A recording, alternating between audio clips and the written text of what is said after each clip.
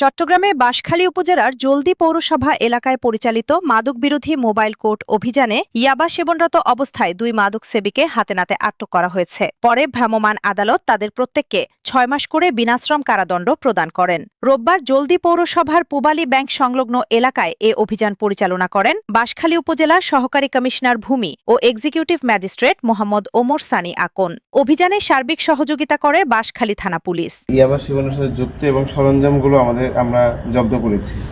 চাকুও আছে। দণ্ডপ্রাপ্তরা হলেন উত্তর জলদি 3 নম্বর ওয়ার্ডের বাহারুল্লাপাড়া এলাকার মৃত আব্দুল জব্বারের ছেলে মোহাম্মদ জুবায়ের সাকিব এবং চাম্বল ইউনিয়নের 7 নম্বর ওয়ার্ডের মৃত শফিউল আলমের ছেলে মোহাম্মদ বেলাল। মোবাইল কোর্ট সূত্রে জানা যায়, দীর্ঘদিন ধরে জলদি পৌরসভার একটি দোকানে নিয়মিত ইয়াবা সেবন করে আসছিলেন তারা। স্থানীয় বাসিন্দাদের অভিযোগ ও গোয়েন্দা তথ্যের ভিত্তিতে তাদের ওপর নজরদারি চালানো হয়। কয়েক দফা প্রচেষ্টার পর রোববার অভিযান পরিচালনা করে ইয়াবা সেবনরত অবস্থায় দুজনকে হাতেনাতে আটক করা হয়। এ সময় তাদের কাছ থেকে ইয়াবা সেবনের বিভিন্ন উপকরণ জব্দ করা হয়।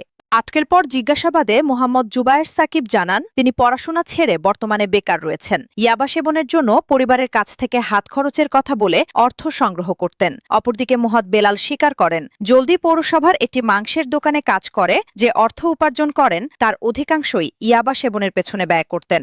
আপনি আর এই যে মোহাম্মদ বেলাল, আপনার নাম কি? মোহাম্মদ বেলাল।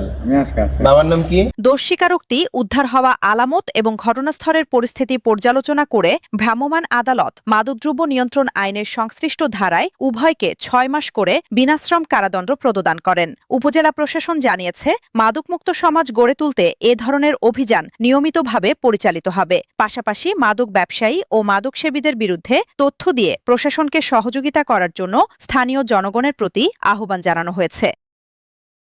News desk, Chittagong.